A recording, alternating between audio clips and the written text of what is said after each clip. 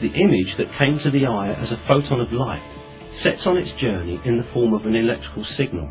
This signal contains visual information about the object outside.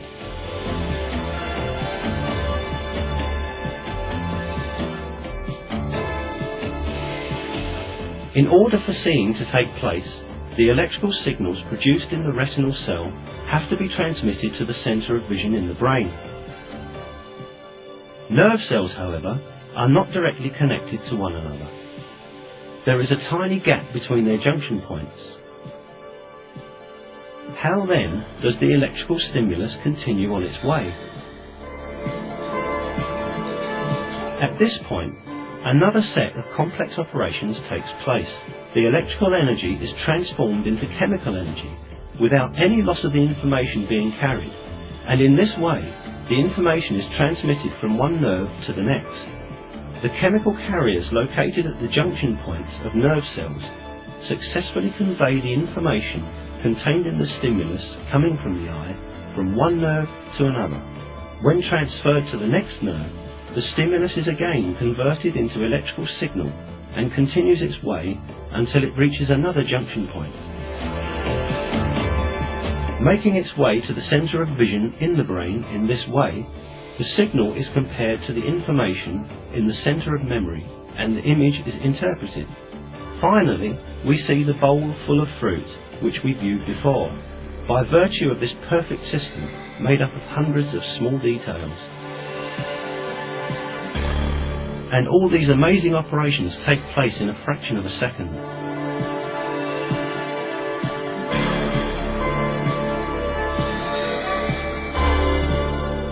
Moreover, since the act of seeing takes place continuously, the system repeats these steps over and over. For example, the molecules playing a part in the chain reaction in the eye are restored to their original state every time, and the reaction starts all over again.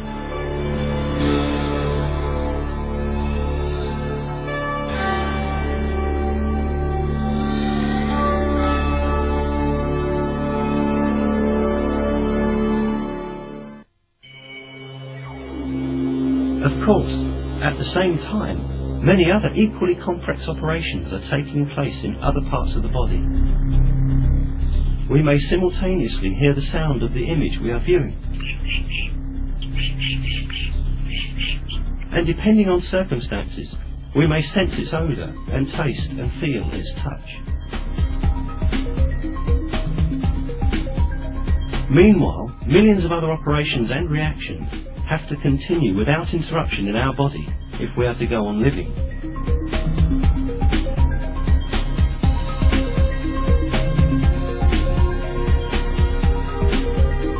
The primitive science of Darwin's day knew about none of this. Despite that, however, even Darwin realized the extraordinary design in the eye and confessed his despair in a letter he wrote to Asa Gray on April 3rd, 1860, in which he said, "The very thought of the eye makes me cold all over." The biochemical properties of the eye that have been discovered by modern science dealt a greater blow to Darwinism than Darwin could ever have imagined. The complete process of seeing that we have summarized in barest outline here is even more complex in its details. However, even this summary is enough to show what a glorious system has been created in our body.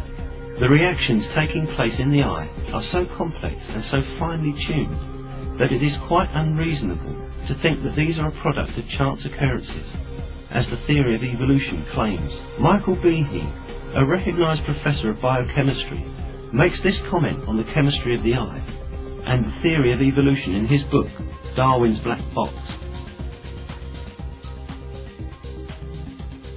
It is longer enough for an evolutionary explanation of that power to consider only the anatomical structures of whole eyes, as Darwin did in the 19th century.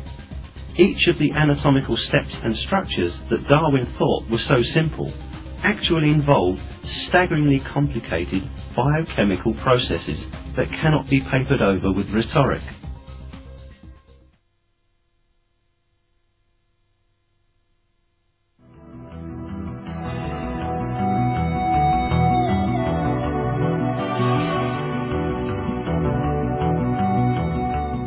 But, as we have seen, the theory of evolution is unable to account for a single system in a single living cell, much less explain life as a whole.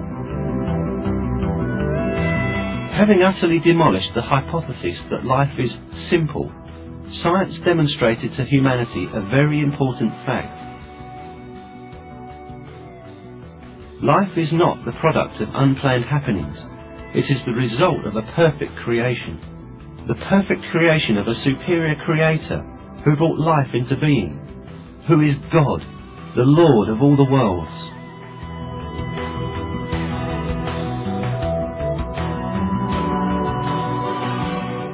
It is He who created both humans and all other living beings, and man is responsible to his Lord who created him.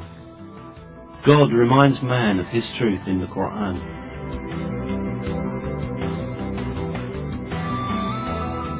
It is He who has created hearing, sight and hearts for you. What little thanks you show.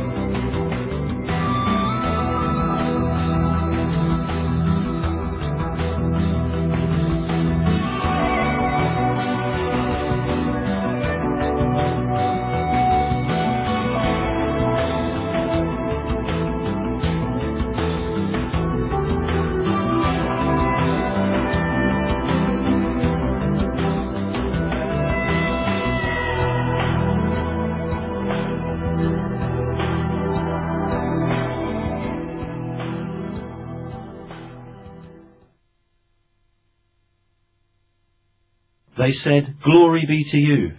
We have no knowledge except what you have taught us. You are the all-knowing, the all-wise."